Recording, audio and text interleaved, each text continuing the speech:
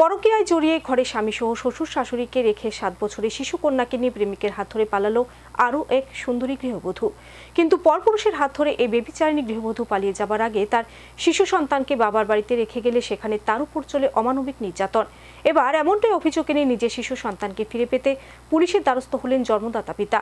চাঞ্চল্যকর এই ঘটনা আমতলী থানার অন্তর্গত মধুবন রামকৃষ্ণপুর গোবিন্দ কলোনি এলাকায়। এখন দেখার বিষয় শিশুটির ভবিষ্যতের কথা চিন্তা করে জন্মদাতা পিতা অসীম মালাকারের আবেদনে কতটুকু সাড়া দেয় পুলিশ। বর্তমান সমাজ ব্যবস্থায় জ্বলন্ত সমস্যা এখন দাঁড়িয়েছে পরকীয়া। পরকীয়ার জেরে বহু পরিবার এখন ধ্বংসের মুখে। স্মার্টফোনের দৌলতে পরকীয়ায় আবদ্ধ হয়ে ঘরে স্বামী সন্তান ফেলে পরপুরুষের হাত ধরে পালিয়ে যাচ্ছেন একাংশ বেবিচারিণী গৃহবধূ। আর এতে করে সুন্দর সংসার যেন ধ্বংসে পরিণত হচ্ছে বহু পরিবারে। অসহায় হয়ে পড়ছেন শিশু সন্তানরা।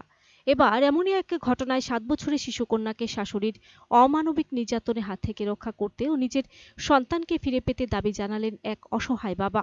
ঘটনার বিবরণী জানা যায়, গত 10 বছর আগে মোহনপুর থানার অন্তর্গত মণিপুরি চৌমুনি এলাকার বুলন দাসের মেয়ে শিল্পী দাসকে ভালোবেসে বিয়ে করেছিল আমতলী থানার অন্তর্গত মধুবন রামকৃষ্ণপুর গোবিন্দ কলোনি এলাকার সূর্যমোহন মালাকারের ছেলে অসীম মালাকার।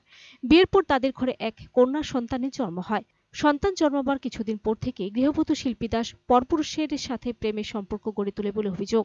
শিল্পী দাসের কর্মকাণ্ড নজরে আসার পর স্বামীসহ শ্বশুরবাড়ির লোকজন অনেকবার বোঝানোর চেষ্টা করেছিল, কিন্তু এই রাস্তা থেকে কোনোভাবেই ফিরে আসছিল না শিল্পী দাস। পরে একসময় শিল্পী দাস তাদের কন্যা সন্তানকে নিয়ে পরপুরুষের হাত ধরে পালিয়ে গিয়েছিল।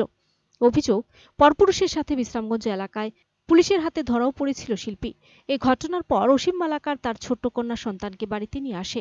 তা মেনে নিতে পারেনি শিল্পী। পরে পুলিশ নিয়ে এসে গৃহবধূ শিল্পী তার সন্তানকে নিয়ে বাবার বাড়িতে চলে যায় এবং সেখান থেকে অন্য এক ছেলের সাথে সন্তানকে বাবার বাড়িতে রেখে বেঙ্গালুরুতে চলে যায়।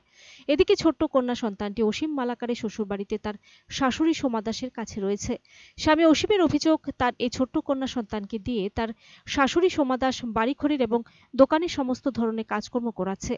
এমনকি ছোট্ট কন্যা সন্তানটির উপর শাশুড়ি শারীরিক ও মানসিকভাবে নির্যাতন করে চলেছে। অসীমের আরও অভিযোগ, তার শাশুড়ি সোমা দাসের একটি টিফিন এবং মদের দোকান রয়েছে। সেই দোকানে তার শিশুকন্যাকে দিয়ে সমস্ত ধরনের কাজকর্ম করিয়ে শিশুটির ভবিষ্যৎ অন্ধকারের দিকে ঠেলে দিচ্ছে, যার ফলে সন্তানের ভবিষ্যতের কথা চিন্তা করে অসীম সন্তানকে ফিরে পেতে আর্জি জানান। এ নিয়ে পুলিশের কাছে একটি আবেদনপত্র জমা করেছে। এখন দেখার বিষয়, আবেদনের ভিত্তিতে পুলিশ অসীমের কাছে তার সন্তানকে ফিরিয়ে দিতে কতটুকু পদক্ষেপ গ্রহণ করে। কি ছিল ভাই ঘটনাটা? ঘটনা হয়েছে, আমি সামাজিকভাবে একটা মেয়ের বিয়ে করছিলাম, বাড়ি সিদামনপুর, শিল্পী দাস। আচ্ছা, কত বছর আগে বিয়ে করছিল? তো 10 বছরের মতো হয়েছে। আচ্ছা, 10 বছর রানিং আর কি। তে ওই আমি বাড়িতে একটা মোবাইল কিনে দিয়েছিলাম, হেরে ওই আমি তো কাজে টাজে তাই ঘরে কিটা লাগে না লাগে আমার ফোন করে জানানোর লেখা।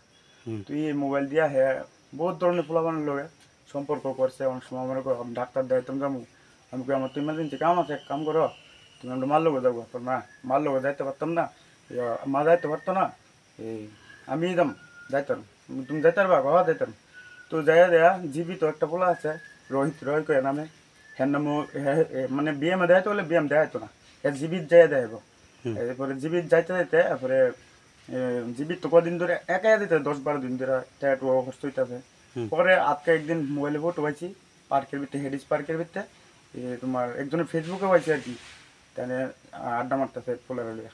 খবরটা বললে ফুলার লোক আমি কথাবার্তা কয়েছি, দেওয়া ভাই আমার সংসার নষ্ট করো না, কইছি বলে দেয় না ভাই আমারও সংসার আছে, আজকে তো আর কথা বলতাম না। এরপর এই ফুলার ফটো আছে আমার কাছে।